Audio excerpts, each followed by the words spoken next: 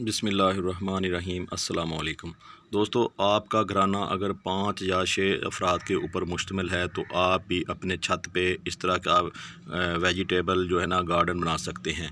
तो आपको सिर्फ़ 2-3 चीज़ों का ख्याल रखना होगा।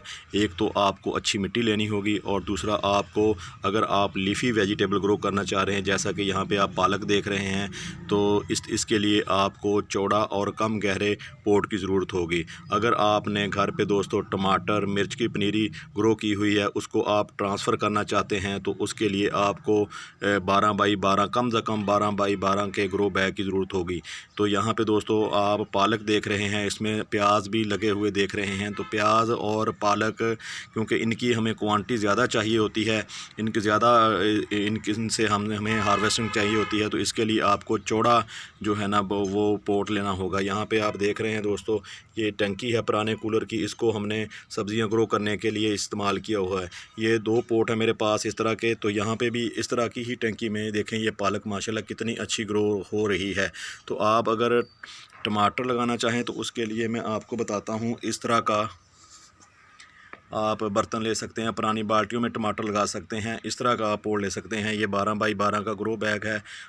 आपको पता है कि ये जो पालक होती है, धनिया होता है और पुदीना होता है दोस्तों, इनकी जड़ें इतनी ज़्यादा लंबी नहीं होती, इनको कम गहरे और ज़्यादा चौड़े पॉट की ज़रूरत होती है।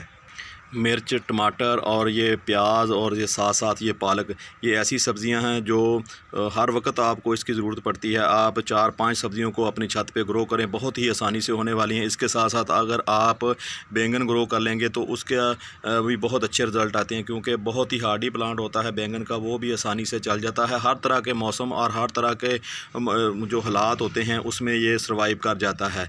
तो पालक भी इसी तरह है। पहले जो जब ये किचन गार्डनिंग का दौर नहीं था, तो या मतलब इंटरनेट का दौर नहीं था, तो वो साल में एक दफ़ा ही पालक को ग्रो किया जाता था। वो होता था अक्टूबर का महीना। अब तो सारा साल ही पालक ग्रो होने चली है। पालक के सीड दोस्तों 2 तरह के होते हैं, एक देसी पालक और एक दूसरी हाइब्रिड। देसी पालक वो होती है दोस्तों, वो जिसके पत्ते जो है ना थोड़े थोड़े तीखे होते हैं। यहाँ पे आप देख रहे हैं। तो जो दूसरे होता है अपना हाइब्रिड बीज होता है, उसके पत्ते ज़्यादा चौड़े होते हैं। आपने देखा होगा उसका जो डंठल होता है वो नीचे से ज़्यादा उसकी थिकनेस होती है, मोटा होता है। तो आप देसी पालक को ग्रो करें, इसका जायका बहुत ही अच्छा आता है। तो आप इसके लिए सीड अच्छे लें और पुराने सीड का इस्तेमाल ना करें, क्योंकि पुराने सीड की जो जर्मिनेशन रेट वो कम हो जाता है। तो इसलिए आप अच्छे सीड से ही अपनी गार्डनिंग का आगाज़ करें और इसके लिए अच्छी मिट्टी तैयार करना होगी।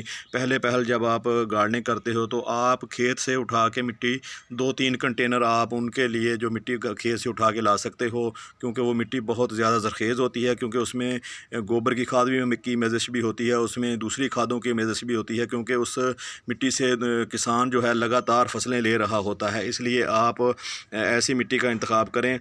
बाद में हर दफ़ा जो आपको मिट्टी उधर खेत से उठा के लाना ज़रा मुश्किल होता है, क्योंकि बाद में इस मिट्टी को ही चार्ज करना पड़ता है। उसके 2-3 तरीके हैं, वो आपको भी अगले किसी वीडियो में बताएंगे।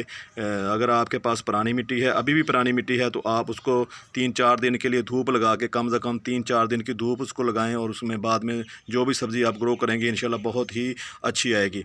और उसमें जो है ना डायरेक्ट जो है ना गोबर की खाद, अगर आपके पास बनी हुई गोबर की खाद है, यहाँ पे ये बात यह है कि डीकम्पोज गोबर की खाद है, तो आप उस डायरेक्ट उस मिट्टी में मिक्स कर दें।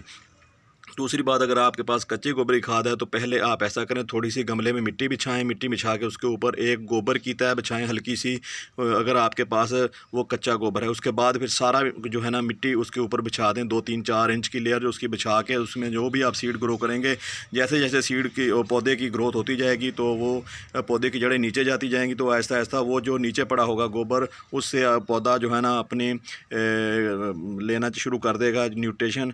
तो और साथ साथ पौधे की ग्रोथ होती रहेगी और साथ साथ वो जो पुराना गोबर कच्चा गोबर आपका वो नीचे आपने रखा होगा वो डीकम्पोज होता रहेगा।